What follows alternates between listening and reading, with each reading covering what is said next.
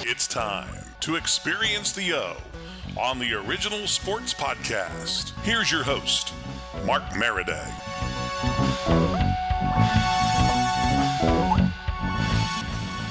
Original Sports Podcast. My guest today is Miss Kimberly Jo Becker. Kim has been a professional ice skater. She currently works for Sports Illustrated, covering the Denver Broncos, the Raiders, the Las Vegas Raiders. I keep wanting to go Oakland, then I'm like, no, it's Los Angeles. No, it's Oakland. It's the Vegas Raiders. And she also covers the USC Trojans. Kim, how's life treating you today out there in Southern California? You know, I cannot complain. The sun is out. The weather's great. I'm talking about what I love. I'm a little bit sad now that the football season is over after the Super Bowl yesterday. That's always kind of a bittersweet moment. But hey, we're looking ahead to 2021 already, and there's a lot on the line. So it's exciting. Exactly. Hey, as I was perusing your biography and, we were going back and forth, getting to know each other a little bit before we did this, I noticed that you were a professional ice skater working for Disney on Ice. How amazing was that? Was that something you wanted to do as a kid, or how'd that come about? Yeah, thinking about it all right now, it almost feels like a dream, but I did do it for 10 whole years. I grew up as a competitive ice skater in Denver, Colorado. That's where I'm from. So I skated 2-a-days, 5 days a week. I would go to a session at 5 a.m., skate for a couple hours, go to school, go back to the ice rink at 3, skate another couple hours, go home, do my homework, eat dinner, go to bed, and do it all over again. And I did it 52 weeks out of the year. There was no season for ice skating. So it was literally just my entire life. It was a huge commitment, but I loved it. And if you wanted to be in that competitive spectrum of figure skating, you had to dedicate all of your time to it. So that's what I did. And I competed for a while until I was about 16. And then I had also done some shows throughout the year. We did a Christmas show every year and a big show in the summer. And I knew that being a performer was really kind of where my heart was more than competing. So my coach encouraged me to audition for Disney on Ice when I graduated high school. And I took his advice and I got in when I was 18. Went to Florida to start a brand new show, did rehearsals for 6 weeks, thinking I would just do 1 year, travel the States, make some friends, be able to skate for a year and do what I loved before going to college. And 1 year passed and they offered me another one. And I was like, I'll do one more. And then the third year they offered me Japan, Asia, Australia. The fourth year they offered me Europe. And I just kept going for 10 whole years. So I have been to 45 countries. I've performed probably 4,000 shows over that 10 years. And it was a dream come true. It was amazing. What an amazing thing to be involved with, Yeah. all that travel and also doing something you love. Did you have aspirations of the Olympics initially though? I think every young figure skater does. I think you're lying if you said that you didn't, but you also slowly start to realize how hard it is to even come close to making the Olympics, how competitive the sport is just on a basic general level, and then to lay on the Olympics. And, because they only take the top 3 of the females, the males, the pair skaters, and the dance teams. And to be a top 3 figure skater in the United States, I mean, you've got to be basically not in school, basically skating 8 hours a day, 5 or 6 days a week. And the girls that did make the Olympics and the boys and the pair teams, they basically were homeschooled. So their parents dedicated their whole lives as well to homeschooling them and to just allowing them to have the most time to practice. So I loved skating so much, but I didn't have either the right body type either. I was tall. I'm 5'8". That's one of the tallest figure skaters that's ever been on Disney on Ice. Actually, there was only 1 year where there was one girl that was taller than me out of all of my 10 years with Disney on Ice. So I kind of knew that I had the more of the performing style skating. So once I figured that out and I accepted it, I was okay with it. But I mean, that's still a great opportunity that you got to embrace there. Were you ever one of the characters? Did you ever get to do that? Yes. So I was hired as Queen Clarion from the Tinkerbell movie. I oftentimes played the mother roles again because of my height. So a lot of the princesses, Ariel, Tinkerbell, Belle, gosh, all of them, they were all about 5'2" to 5'4", and me being 5'8", they automatically placed me in those mother roles. So Queen Clarion was where I started.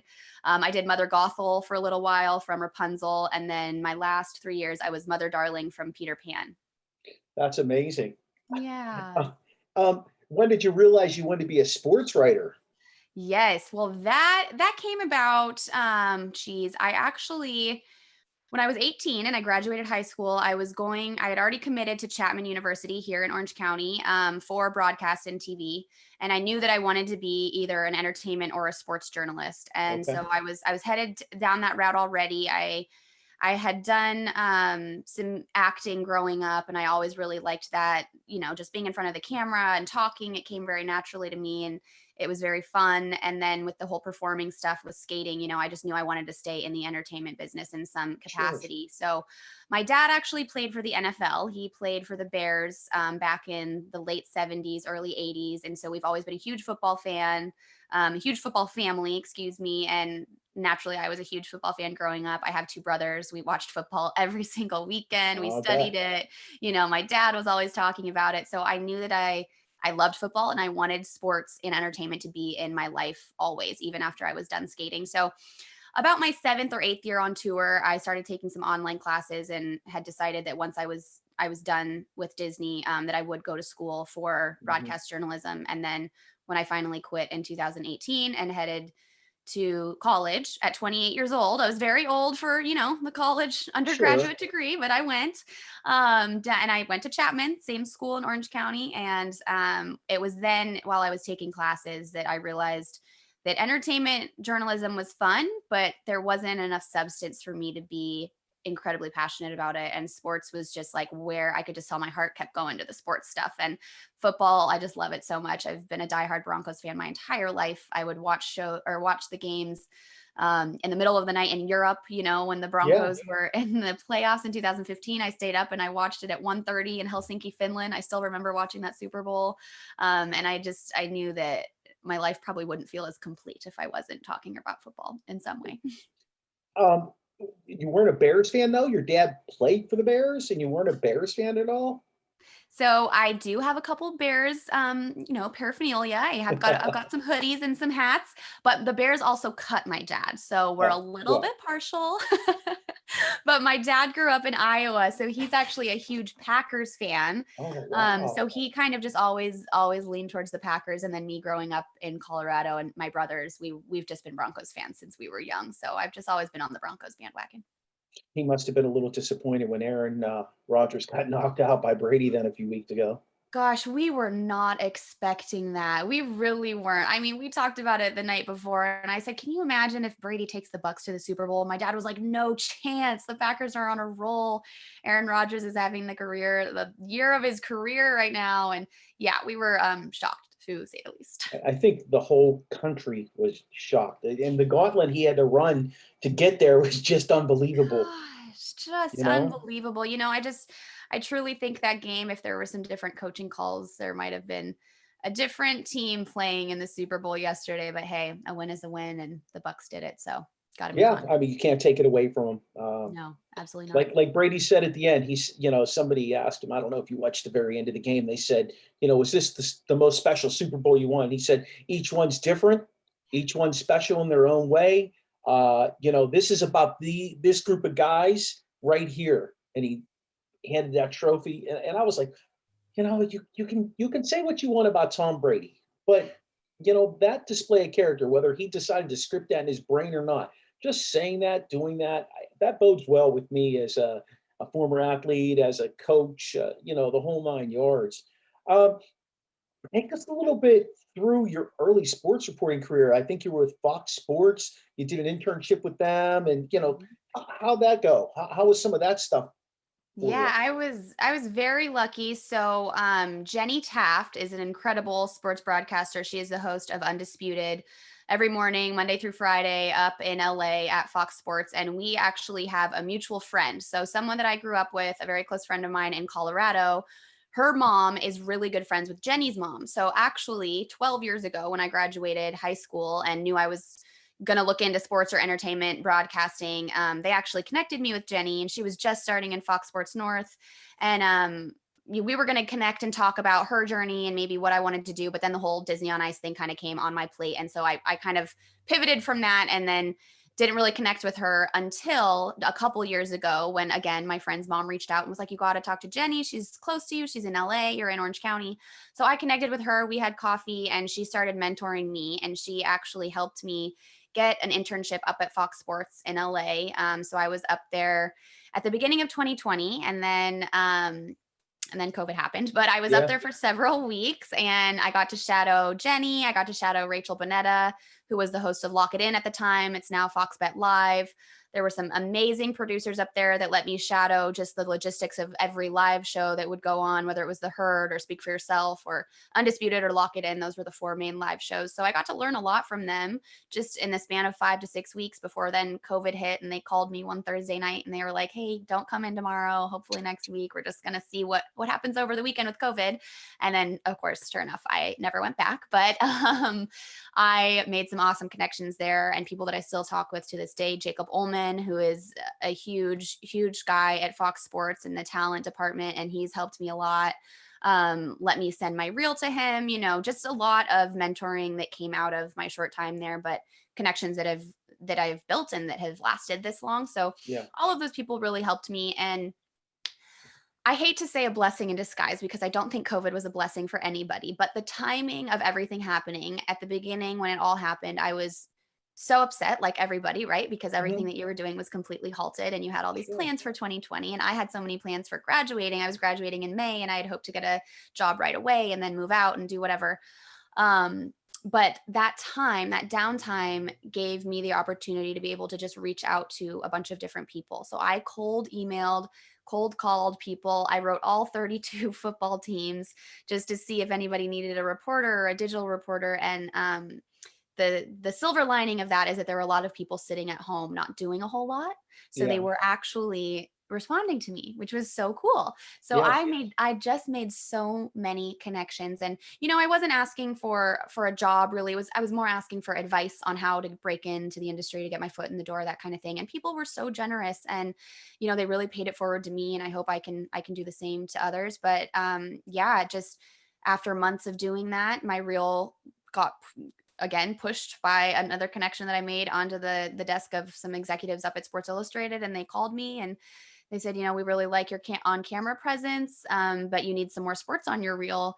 Do you want to host some NFL content? And I was like, yes, that's exactly what I want to do. Exactly. So I essentially got really lucky, but I also spent days and weeks during quarantine, honest to God, just on my computer all day long, emailing people, calling people, getting on the phone, talking to people, like just asking questions, just trying to soak it up like as a sponge. I have a notebook. Actually, I probably made 75 phone calls in between March and May, just talking to people, and it worked out. It helped me a lot. I'm going to be honest with you. For you, for others, it ended up being a blessing in disguise. It really slowed our world down and made us think a lot. And I know people don't actually see it from that perspective. I mean, I'm sure you were going through this. I was fiending for sports. I know you're a big hockey fan, as I was, and hockey got put on hold. And I'm like, how am I going to do this? I'm used to 3-4 games a week, and then baseball came and went.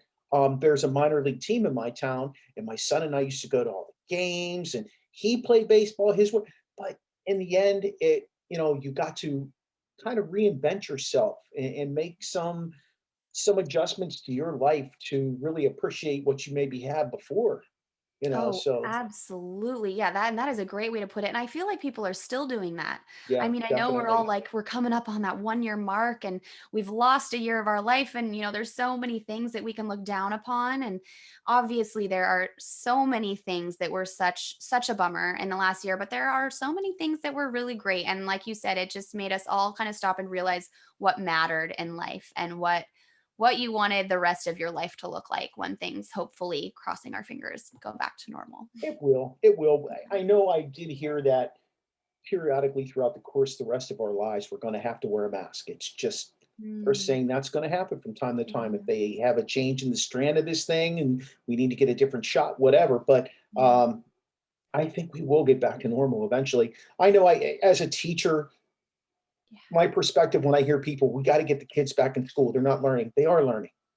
They are learning. I put in plenty of time to teach kids, and there are kids who are giving me back just as good of work virtually as they would in Yeah. person. And for Mhm. some kids, from that perspective, they are able to decompress mentally. They don't have to be around that crowd at the school, and they can do what they need to do at their leisure, submit it, and still excel. So, we're finding a way to get through it, just like you're finding a way to excel your career, which is spectacular the way you approached it. Let's talk about a couple of the teams that you cover for SI. Let's go straight to the Raiders. Okay. What's it going to look like for them next year? Because they kind of were a little disappointing this year. I know they started out, they were in the hunt, and then they fell apart. That's exactly what happened. And it was so exciting in the first half of the season. They were 6-3 right at that halfway mark. Playoffs looked good. They were on the right track there. There was a light with that playoff picture ahead of them. And then honestly, their defense is what really, to me, just crumbled. I know a lot of people are blaming Derek Carr. They're going straight to the quarterback, saying that him and John Gruden weren't on the same page. They're blaming John Gruden and some of his coaching decisions, which of course that is all part of the whole big picture here. But I think the defense is what they are trying to rebuild going into the draft here and heading into 2021. It seems like that is their main focus, and they just have to replace some guys that weren't really living up to expectations, I guess you could say. But yes, like you said, I think that the Raiders, they went into Las Vegas. They had this amazing new stadium. They kind of had this fresh rebranding almost, because, Yeah, the Raiders reputation has yeah. not always been the most positive thing. And I think they were definitely on the right track. And they gave the Kansas City Chiefs their only loss until the last week, obviously when Mahomes wasn't playing, and they did lose to the Chargers, but to their real loss. I mean, that was the only one that the Kansas City Chiefs did not get the win in, was against the Las Vegas Raiders. And I think that was very exciting, and that hyped him up. And Derek Carr had a good season. If you look at his stats, if you look back at his numbers, he did have a successful season. But I think that defense is just that side of the ball that needs some rebuilding. And I have heard that is absolutely their focus heading into the draft. I think, and maybe you could reaffirm this for me. I do think losing Khalil Mack, trading Khalil Mack away, may have sent a ripple effect in that organization more than they actually recognize. Just looking at it from the outside, Yeah. I am actually a closet Raiders fan since I was a kid. Steelers and Raiders were my teams. There you Just go. love the toughness, love the aggressiveness. Big Ken Stabler guy, David Casper, a lot of Cliff Brandt, and I can name them all because I really liked that team as a kid. I just thought they were tough. But I do feel like that Khalil Mack trade didn't end up benefiting them like they thought in the end it would. Thoughts on that? No, I think you are right on the money there, and it's so hard to figure out where. I think just like with 2020 in general, right? So there was no preseason. They didn't get the reps that they wanted. Obviously, with the COVID restriction list and the contact tracing and everything, there were so many factors that played into this, and that you saw guys go on that COVID list, and maybe that affected another guy. It was a domino effect who wasn't playing his best because he didn't have his right-hand man there. I mean, I think that there are so many factors, but I do agree with the Khalil Mack trade. I think that they were expecting it to be something a lot more than it wasn't, but I don't think it was all because of him. I think it was just that was a domino effect almost to other factors and to everything else going on. It was almost just like you said in the beginning, the team crumbled and they just could not pick up the pieces at the end of the season. Is John Gruden past his prime in terms of coaching? I mean, he sat out for quite some time.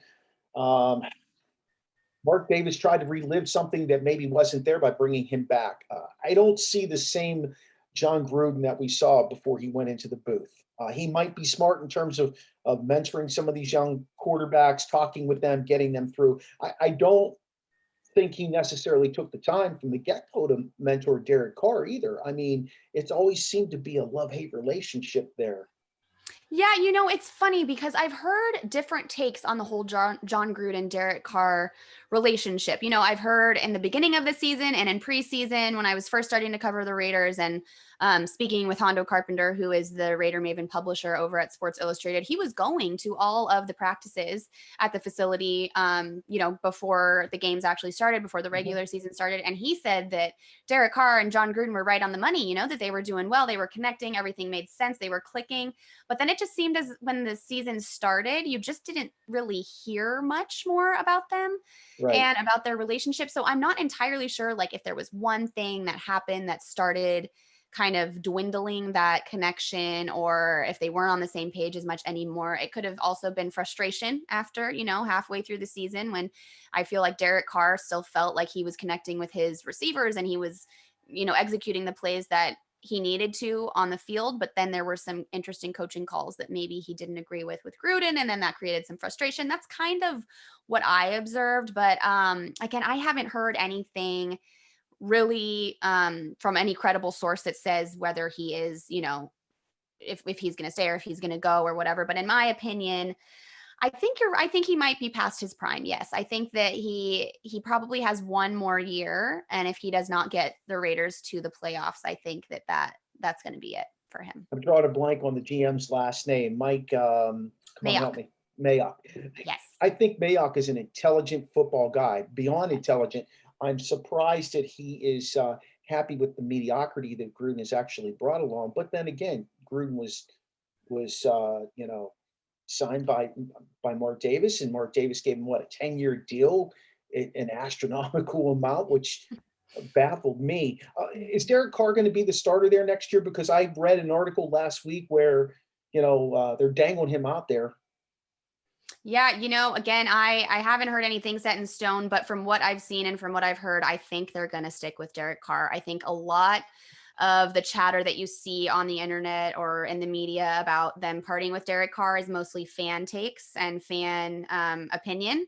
And it's funny because I have spoken with Hondo and a couple other guys that do cover the Raiders pretty closely. And they actually say that the fans' opinions and all of this stuff that they put on social media hurts the Raiders. And, if they come at Derek Carr so much and they start blaming everything that happened in the second season on Derek Carr, it almost doesn't really, I don't know, it doesn't boost him the way that they need it. And it doesn't give other guys and free agents wanting to possibly consider Las Vegas as one of their destinations. They don't want to come when they see the fans talk about their own team like that. But I think a lot of the criticism on Derek Carr is mostly coming from fans. I think most of the media thinks that Derek Carr will be there. It sounds like, they just don't think that he was the biggest problem on this team. So I believe he will be the starter there next year, unless some crazy trade deal happens, which obviously we've seen stranger things. We've been talking about the Matt Stafford and Jared Goff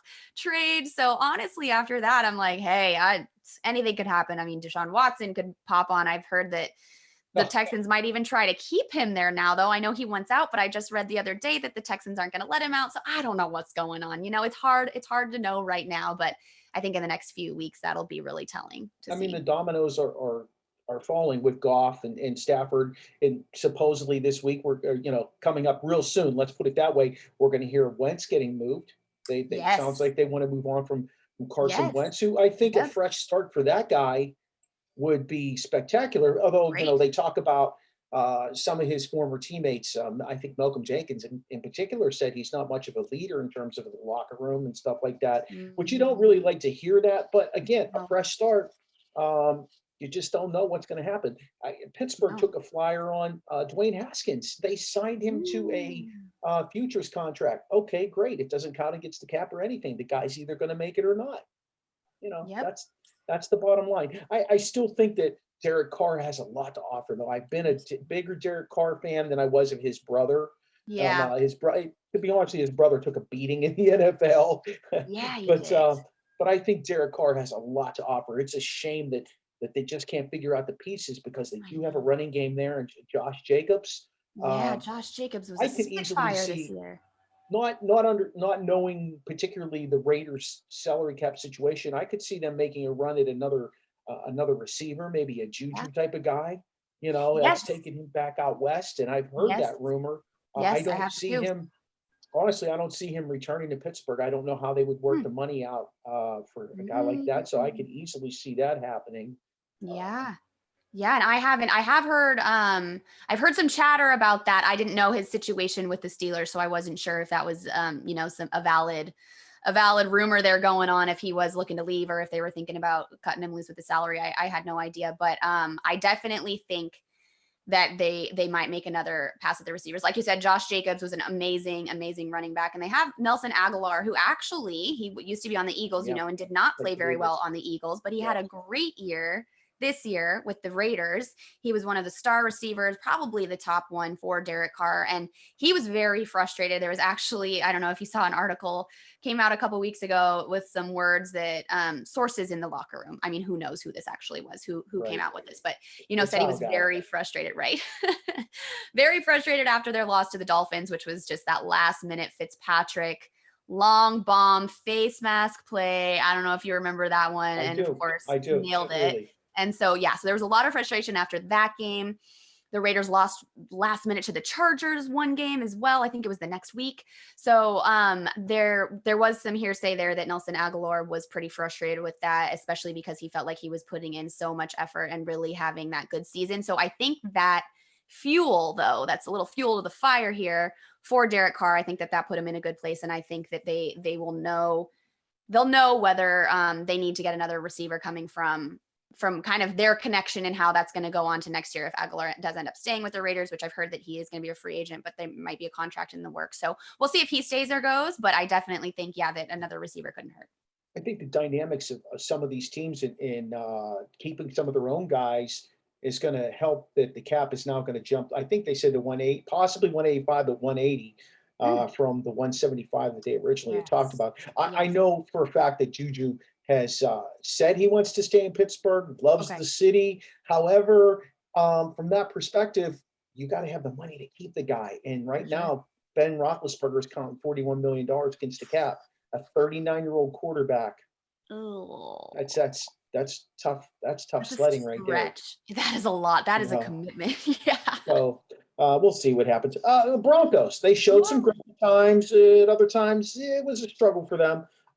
Give us a little insight on that season over there. Oh yeah, it was a rough year. And it's something that's been really fun for me because I am a Broncos fan, but I actually got the job with the Raiders first. So when I first started telling people like, oh, I'm going to be covering the Raiders, they were like, what? But you're a Broncos fan. And then the Broncos opportunity kind of rolled around to me too. And I was like, this is going to be really fun because I get to cover two teams who are huge rivals, but it's given me a different perspective on the game and on the teams in general. It's given me a lot more respect for the Raiders, just coming from a team coming from a fan, that did not like the Raiders growing up, but I have so much respect for that team. And now after watching them and really kind of dialing in on their schematics and everything, but the Broncos I will always love. So it's always hard for me to watch the Broncos have a season like they did. And, again, there were so many crazy things that happened. The whole quarterback situation where Drew Lock, Brett Rippon, who else was it? Bortles, the other one, Driscoll, they all had to sit out of the game. So the Broncos literally went into this game without a quarterback. Kendall Hinton, their practice squad quarterback, not even on the roster, had to hop in for a weekend. I mean, shout out Kendall Hinton. That was insane. I keep telling everybody I'm getting myself a Kendall Hinton jersey and I'm wearing it till the depths of time. But the Broncos had a really rough year. I think Drew Lock is getting better, but he needs some more mentorship. I know the whole Pat Shurmur, offensive coordinator, of course, relationship with Drew Lock. There was a lot of skepticism on that. There was a lot of Vic Fangio talk, coaching staff talk. I mean, I've read an article that said the Broncos have the oldest coaching staff in the league, and maybe that's an issue. But I mean, there are so many things that need to be better connected with this Broncos team. Of course, Von Miller was hurt, so their defense had lost that huge weapon. Again, now they're talking about if they keep Von Miller and that salary cap, who are they going to be able to draft? Should they draft a quarterback? Should they stay with Drew Lock and just try to develop him and build the team around him? I mean, there's a lot of different talk going on. So coming into the draft here, I'm not entirely sure what direction they're going to go in. Of course, they did just hire a new general manager in George Payton, and I know that he is going to take over, obviously most of the drafting and most of the overseeing on what to rebuild, which is good in my opinion, because John Elway, of course, took a higher job with the as president of football operations, and so he'll have a little bit of an eye over Peyton's shoulder. But I think Peyton's going to be making most of the decisions, which I think is going to be really good for the Broncos moving forward. I don't think people understood that Elway just kind of stuck around, but changed his role. I think a lot of people thought that the Denver Broncos bailed on John Elway, and I was kind of like, you don't do that to your Hall of Fame quarterback, no way. In essence, put them on the map. We're not talking Carl Mecklenburg or someone like that. We're talking John Elway here. Like the GOAT. I mean, it was funny because I was listening to one of the podcasts that the Denver Broncos Sports Illustrated page put out. And to them, John Elway will always be the GOAT. So any talk of Tom Brady being the GOAT last night, they were like, what? No. John Elway is the GOAT. And I mean, that is a very viable argument. Sure. And then definitely in this league. But yes, like you said, many people, I think they just saw the headline, right? Like John Elway stepping away or stepping down. I think there was even headlines saying he was stepping down from GM, and we're like, no, Yeah. he's actually being elevated to more of an overseeing position. And again, of course, like you said, the Denver Broncos are not going to step away from John Elway, especially right now with all their ownership issues. They've been having issues with the Bolin family and who exactly is going to take over that role of owner, that black and white term owner. Of course, after Pat Bolin unfortunately passed. And there has been so many issues in that too, that I think John Elway has been one of the only constants really over the last decade. So definitely not stepping away from him, but I think it's going to be good to have a fresh set of eyes in George Paton for them. If you had to take a guess on who would start under center, or actually the shotgun, because we don't play under center anymore in the NFL. That drives me nuts. If you had to take a guess though, who do you think it would be next year? Game one.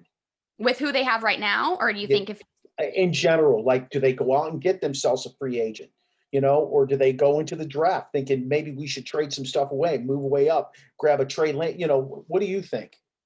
It's interesting because there has been talk. I mean, even when Matthew Stafford was on the block there, they were trying to, come up with ideas on it, how they could maybe get Matthew Stafford. And now, of course, Deshaun Watson, there's talk with that, but they'd have to give up so much to have Deshaun Watson there. But I don't know. I mean, I could see, oh gosh, it's so hard. I could see them sticking with Drew Lock. I really could. And I think that, I'm a Drew Lock fan. I am. I think that he's young. I think he gets into his head too much. And I think that there are obviously a lot of connection issues that he has with the rest of his team. But again, 2020 and COVID and blah, blah, blah. What other excuses could we use? But I think that they're all things that can be coached. And I think that that's going to be the biggest thing for Drew Lock, is just to figure out how he can be coached and how they can help him. But I do think that he will be the starter. Isn't it amazing how we just keep revisiting quarterbacks and how these teams, we talked about a quarterback who just won a Super Bowl. He's been around for 20 years. We talked about a quarterback from the Raiders. We're talking about, potentially a quarterback here. We're talking about, and every time you keep throwing Deshaun Watson out there, I think I'm going to make a prediction to you. And it's not, you're fine. You're perfectly fine. I'm going to predict to you at the end of the day, Deshaun Watson's in Houston. Honestly, you might be right. And especially, yeah, there's all this talk about it. And you mentioned the whole domino effect earlier, the whole dominoes starting with Matthew Stafford and Jared Goff.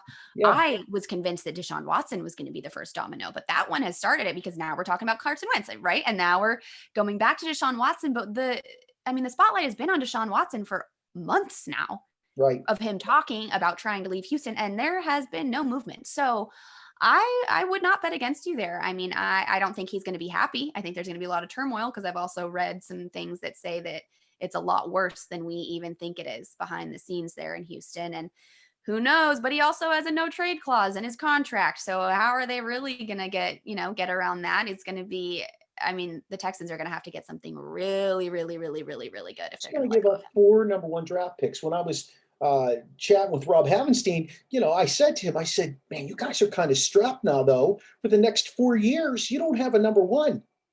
Jalen Ramsey got, you gave up 2 number 1s for Jalen Ramsey. Now you're giving up 2 number 1s and a number 3 plus a quarterback for Matt Stafford, who's 33 years old. I know. I could not believe that one. There must be something that we don't know, right? That they've got there has to be. Because there's no chance that made any sense. And I look at the Jets and I'm thinking to myself, well, maybe the Jets can give up some stuff and get Deshaun Watson. But then they brought in Saleh, and he's like, you know what? I think I'm going to stick with Darnold. I know, which was also shocking. I cover USC as well for Sports Illustrated. So we've always had our eye on Sam Darnold and just everything going on there too. And we thought, maybe the coaching change would allow him to leave, because we thought that him and Gase had kind of a good relationship there. But yeah, now I saw that too. They're like, oh no, we're going to stick with him. And I'm like, whoa. But I also saw a mock draft, which of course there's so many mock drafts going around. The Jets have the second pick, and a couple of them that I saw said that they were going to go for Justin Fields. So it will be interesting to see that dynamic too. But this quarterback carousel, like you said, I mean, it's all we're talking about. I had a conversation with some friends recently, and we were talking about quarterbacks, and Justin Fields came up, and Justin Fields is a really good Ohio State quarterback. Mm-hmm. But can you name for me the last Ohio State quarterback that was an excellent NFL player?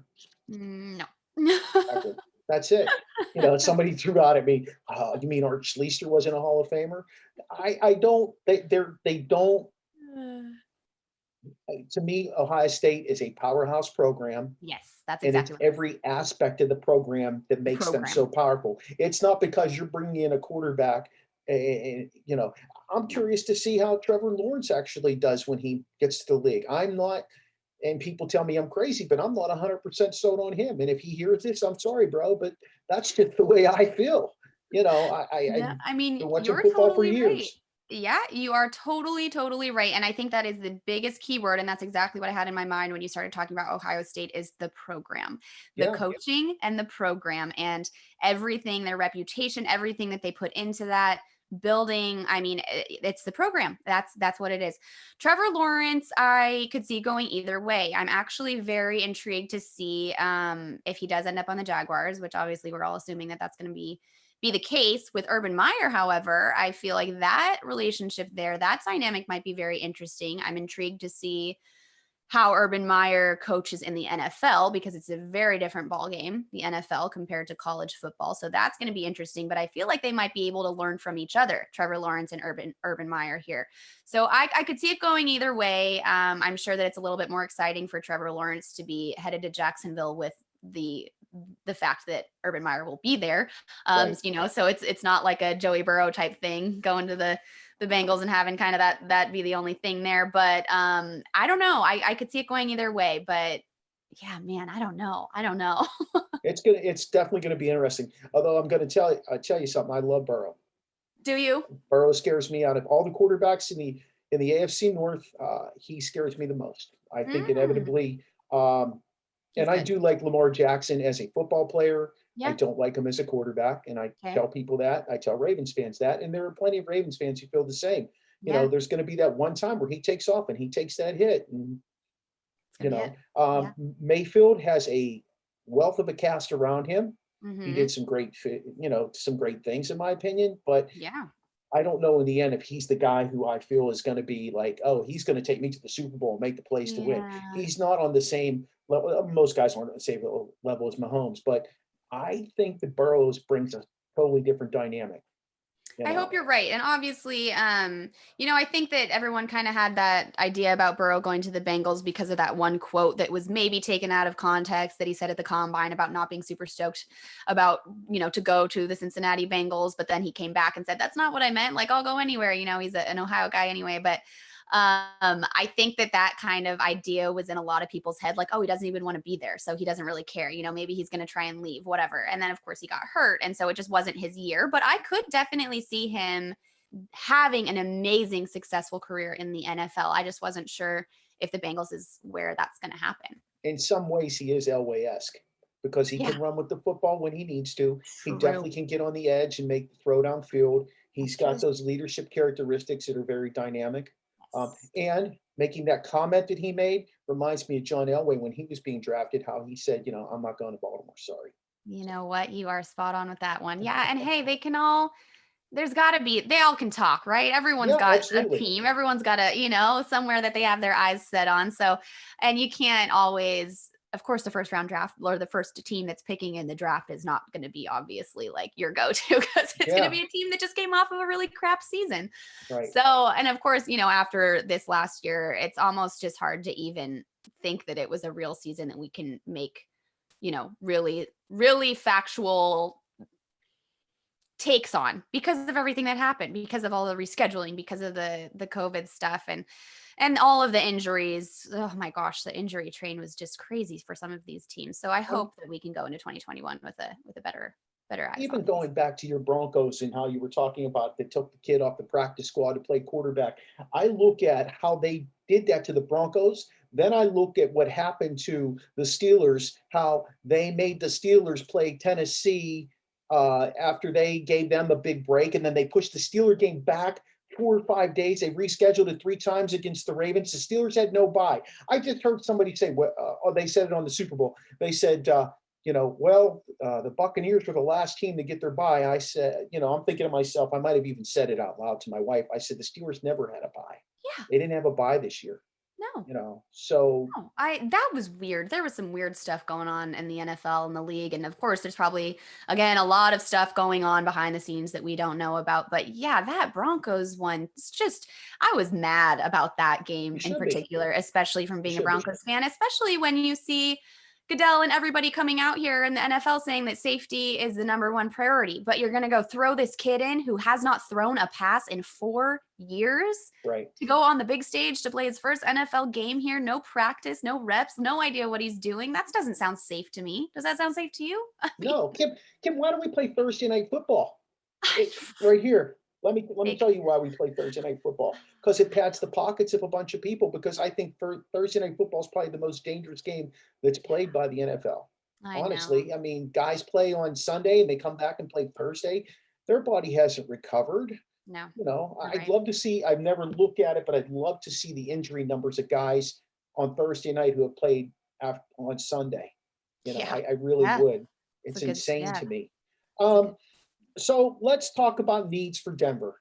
Top 3 needs. You're sitting in You're sitting in Patton's seat, and your top 3 needs going into this draft, because I think they, remind me if I'm wrong, but they competed with Kansas City. They competed with them. I think that division is a little more competitive than people realize, just because Kansas City played as well as they did and won all those games. But they actually showed a little formula last night. Tampa did. That and the fact that they were playing with a patchwork offense there in Kansas City. But, I think that's, Denver competed there. They could be in the hunt if they made some moves. You're making the 3 moves. What are you doing? That's a very good point, because Denver used to be right up there with the Chiefs in every season. They were top contenders of the AFC West, and now you've got the Raiders, who I think are also going to be on their way, especially depending on how this draft goes, and the Chargers, who have Justin Herbert and a lot also on their plate. They have a lot of potential coming in there, so it is a competitive division.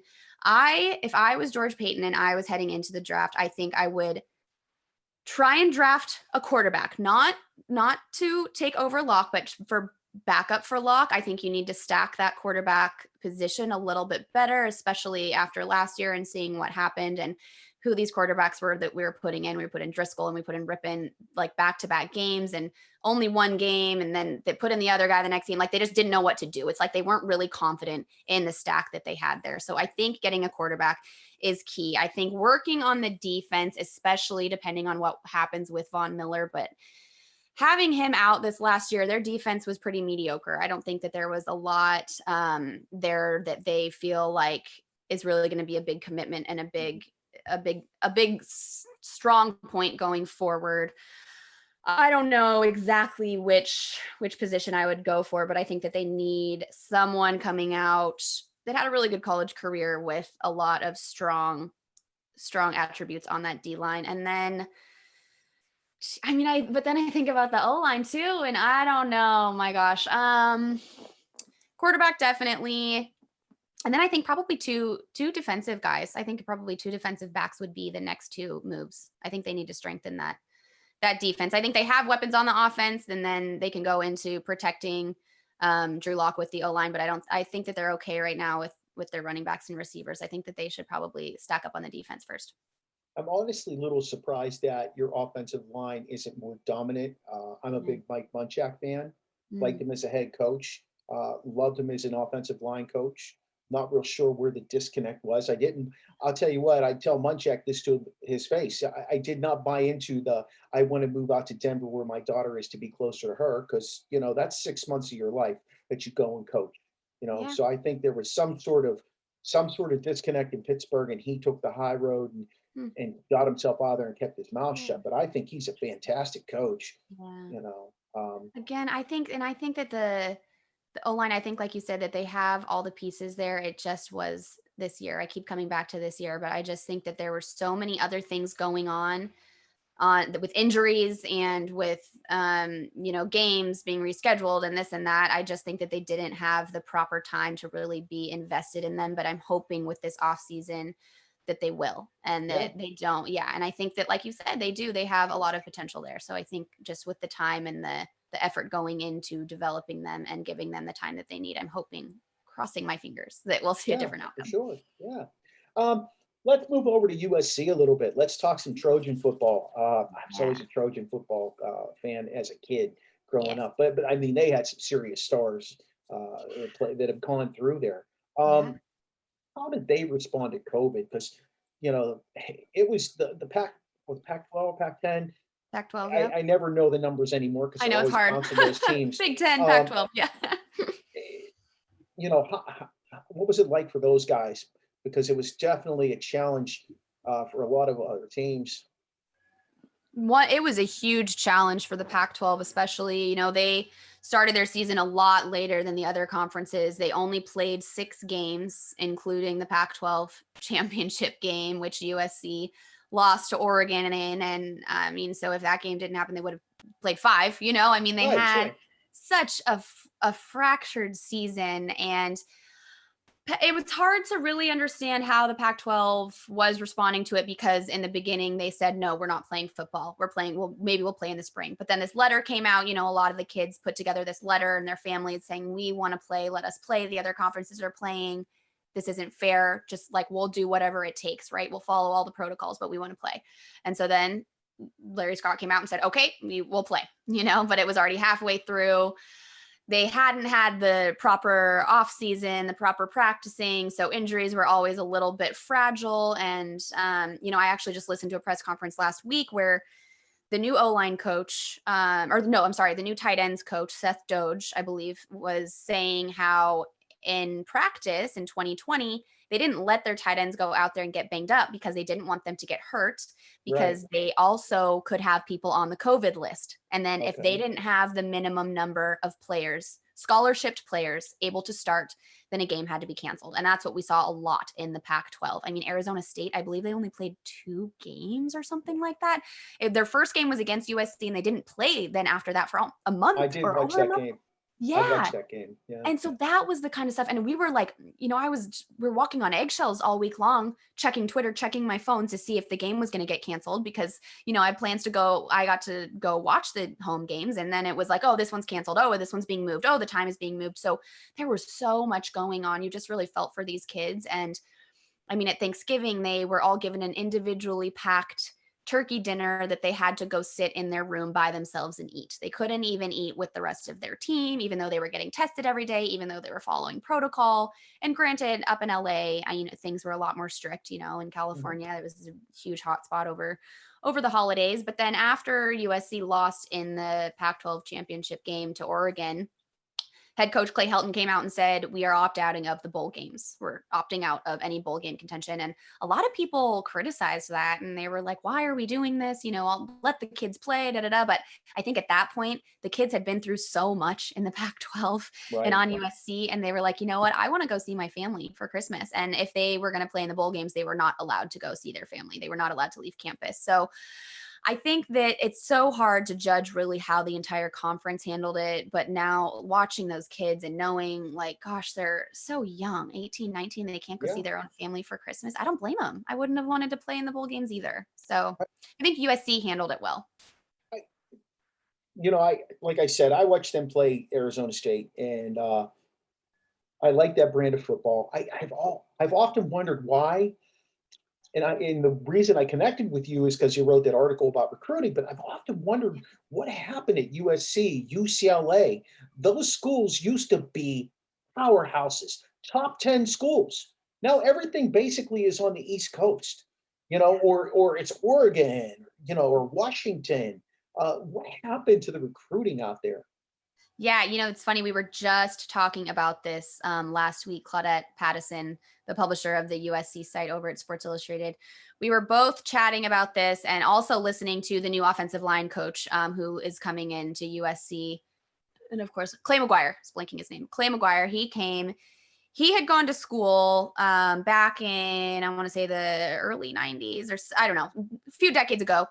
And he was saying that he went to Washington State, one of the two. Yeah.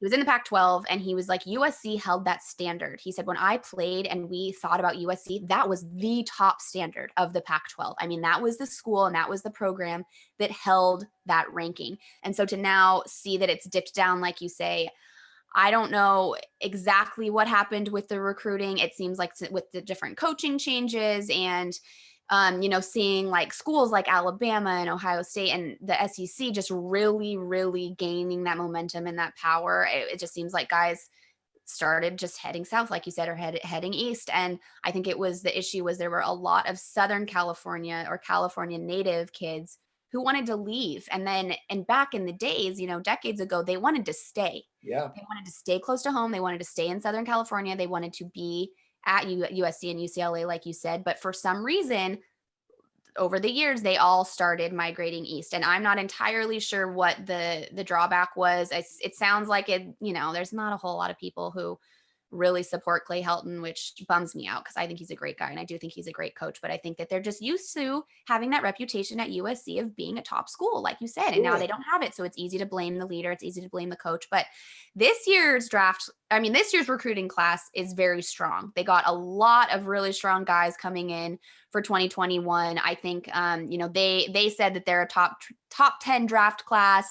They're super stoked with some of the guys that they got. So I think they're maybe on the up and up here. And, one of Clay McGuire's big goals, he said, for this year is to get the reputation back to where it used to be at USC. And that starts with recruiting. And he feels like they did a good job there. So I'm hoping that he is correct for them.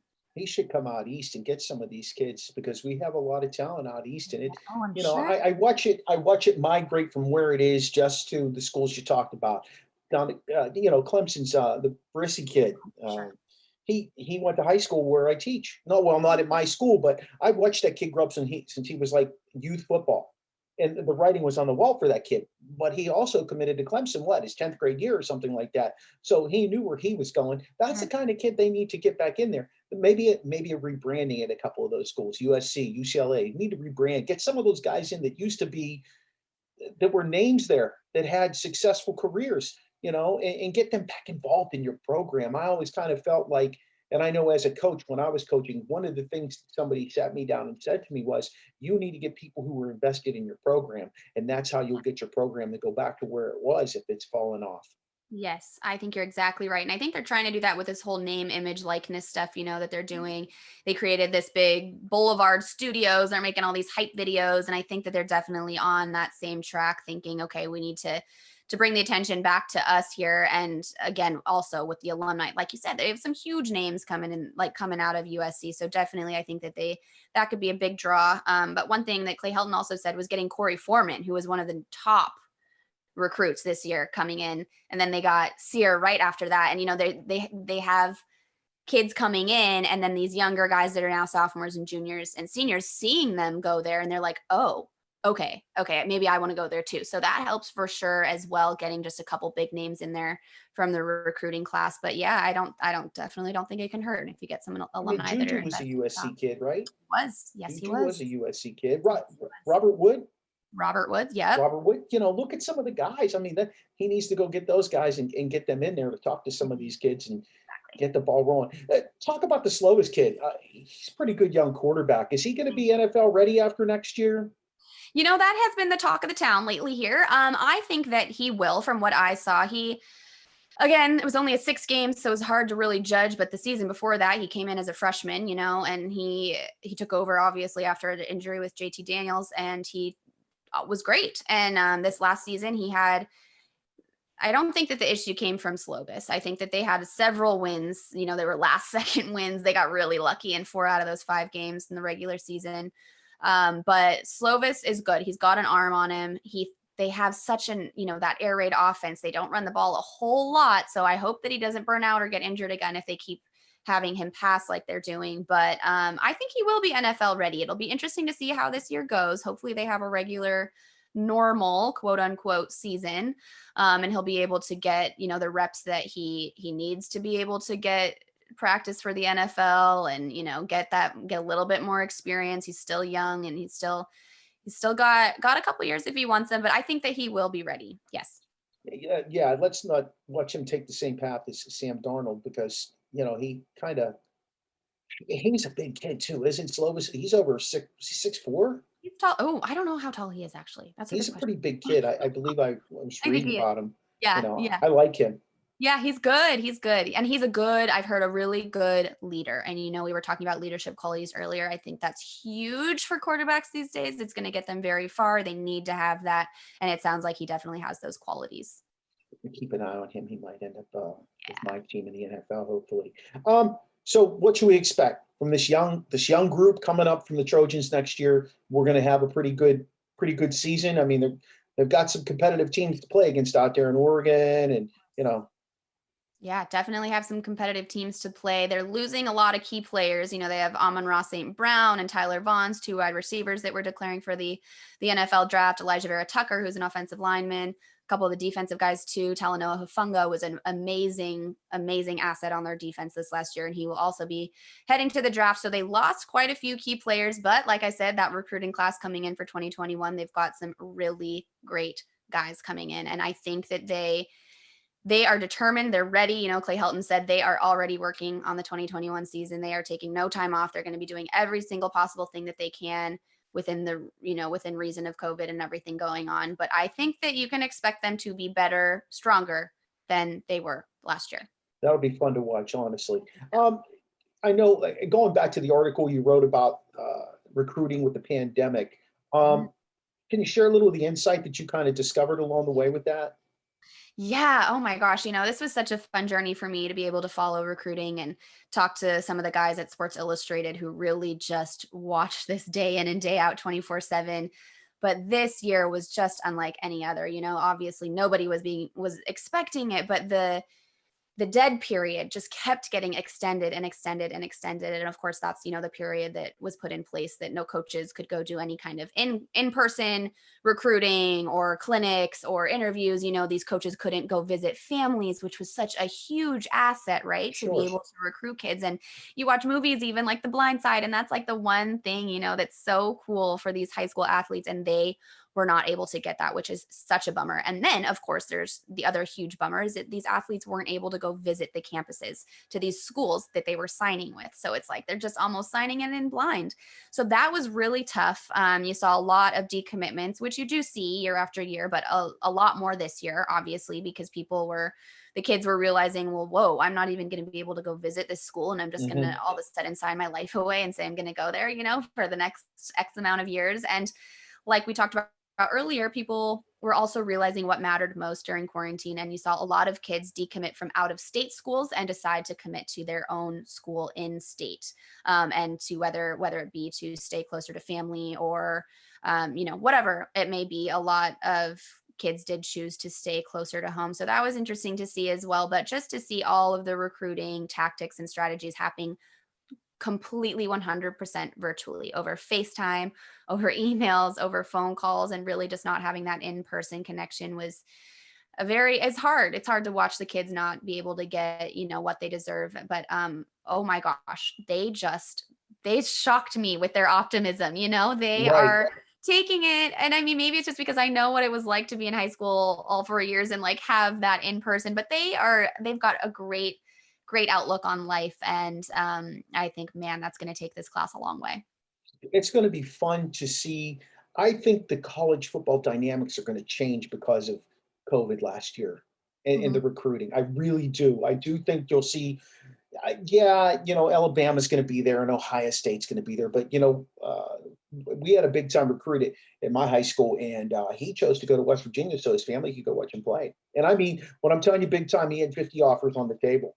Wow. Wow. And I had a lot of interaction with him. In fact, he was supposed to be in one of my classes, but he graduated early so he could go on. And he called me before he went, and he said, "I'm excited to just move on. I'm tired of dealing with all this stuff. This gives me a better opportunity, Mhm. and it's still close to home. So Yeah. it's going to be fun to watch that, honestly, because I love college football. I used to be a big NFL guy, but I feel it's so much like a business and so much more glamorized. College football is still more of a pure sport to me. I So agree with you. Yeah, it's been really fun for me to be able to cover USC because I grew up as such an NFL girl. And then obviously yeah, with the years in the Broncos. I was all NFL. So, I mean, to be completely honest, I didn't know a whole lot about all the college football teams. So I've learned a lot just being able to cover them the last few months, and being able to see how passionate these kids are. I've even gotten to interview some of the recruiting class coming in, and gosh, they're just the sweetest things. And it's just really great to see their drive and their passion, and just knowing that there are still kids out there that are, going to be the future for us, and they're ready to go, and they're going to give whatever it takes. But yes, I totally agree. You lose that monetary side of things in college football, and it's a different perspective for sure. I'd be remiss if I didn't ask you about hockey and basketball, because I know that was one of the things you shared with me. Colorado Avalanche, is that your squad? That's the one. Yes, the Avs. I'm a big Avs girl. Growing up as an ice skater, I was always around a lot of hockey, and I'd be at the ice rink. Literally, that was my second home. So I'm a big hockey fan. Definitely was a bummer last year to see everything happen and watch them. Gosh, that whole bubble thing was such a bummer. And even now, there's games being postponed and being canceled. But I am an Avalanche fan. I haven't honestly had a ton of time to watch hockey lately because I've been so swamped with football stuff. But I'm definitely, now that the Super Bowl over, I'm gonna dive back in here.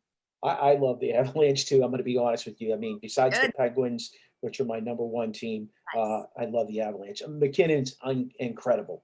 Jeez. He's just an incredible hockey player. Yeah, and it doesn't hurt that he works out with Sidney Crosby, who one of the all-time greats. Yeah, so exactly. How about your basketball team? Who's your basketball team? Basketball is hard too. I haven't actually had a whole lot of time to pay attention to what's going on in basketball, but living in Orange County now, I've got a friend who's actually on the coaching staff of the Lakers. So I got to go to a Lakers game last year, and that was really fun. And being around LA, everyone is so passionate for the Lakers. And so that's been fun to, if there's any basketball on, and I'll probably always kind of, root for LeBron and the Lakers, see what's going on there.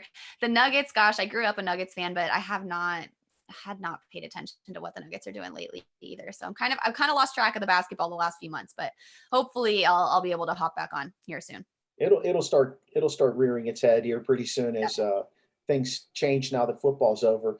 I've always been a Lakers fan because I grew up without basketball. I grew up in Pittsburgh, so I've always been a Lakers fan from Showtime with Magic to I'm happy LeBron's there, to be honest with you, and Anthony Davis. That's a great team. It's going to be fun to watch them. Yeah. Hopefully win another championship this year. Hey, here we come, right? I know LA's had some good with the Dodgers and the Lakers. Yeah, it's been a fun year. Gosh, with what has all happened in the sports world in California and LA. Between LA and Tampa, they've kind of controlled, the entire, all the sports leagues. Absolutely crazy. Very cool to see. So here's a question I always ask people at the end of my interviews. Yeah. What would you have done if you were not covering sports, or maybe not that Disney princess on ice? What might you have done? Gosh, that is a wonderful question. And I'd like to think that I would have taken the time to go to med school. I actually really enjoy the human anatomy and everything going on. I've never been afraid of blood. If like someone gets in an accident, and maybe that comes with growing up with brothers also, right? We were always like beating each other up, and I always had to take care of them probably. But I'm so into like bloody stuff and gore, and I watch all the doctor shows, and I really like that stuff. And just to be able to see the miracle work that healthcare workers do, and the time that they dedicate their whole lives to other people and taking care of them. I would like to think that if I hadn't gone and done skating, or if I hadn't decided to go the journalist route, that I would have really hunkered down and taken the time to go to med school, because I actually really loved school. I was a huge perfectionist in high school. I got 1 B in AP calculus my entire high school career, and I cried so hard. I graduated 20th out of 550. I was really, I was a really dedicated student. And I think that came with the discipline that ice skating gave me as well. That shaped me a ton, but I loved school and I loved studying. And so I think if I wouldn't have taken the Disney on Ice route, I probably would have gone to do longer school, something that would be more in the medical field, so that I could have tried and contributed there. Dr. Becker, huh? That would have been interesting. There you go. Okay. So I do this piece at the end of my show. It's called a decade definer. Okay. Give me 3 of the games that you've covered or been involved with, can be involved with at any level to this point that have been most, let's say, impactful in your life. All right. Well, I got to give just the natural Denver Broncos fan answer here. The AFC Championship, where the Denver Broncos beat the Patriots before they went Okay, on to win the Super Bowl. sure. I remember I was in Oslo, Norway. I watched it by myself at 2 a.m. in my hotel room, and I was like screaming. I was jumping up and down. I was so excited. I was such a Peyton Manning fan. I Yeah. loved watching him beat Tom Brady. That was just a highlight of being a Denver Broncos fan. And I know everybody says, oh, Peyton Manning is always going to be a Colt, but I know he's a Bronco to me. He spent his last 4 years there and he was an icon. And then watching him get into the Hall of Fame the other night was with John Lynch was so cool. So I've always been a huge Peyton Manning fan. So I will always remember that game, watching that one. Geez, I'm trying to remember. I actually went to a Rockies game, the Colorado Rockies, a baseball game that Mhm. I think it was the first one I ever went to. I was young. I want to say 12 or 13, but it was the first live baseball game that I went to. And I remember that one just being so cool. And that's when I realized that I actually enjoyed baseball because I like Yeah, never, I don't really like watching baseball on TV. I'm going to be full disclosure here. I'm not a TV baseball kind of girl, but okay. going to a baseball game, absolutely incredible. I love, love, love going to baseball games. So I think just being in Coors Field there in I Denver, was gonna Colorado say. was such a cool stadium, such an awesome place, having the mountains Yeah. right behind you there. And then actually I'm going to stick on baseball, which is so weird. But the next one that comes to my mind is I went to one of the playoff games at the San Francisco Giants. I went to one of their games. I was playing Fresno, California. I was touring there. So I was doing Disney on Ice shows in Fresno, and we took a day and went, or no, sorry, I was in San Jose. That's where I was, San Jose. And we took a day and took the train into San Francisco and went to a Giants game. And Journey was actually there. The lead singer of Journey Oh, was yeah, at, Steve Perry. yes, I was blanking his name. Thank you.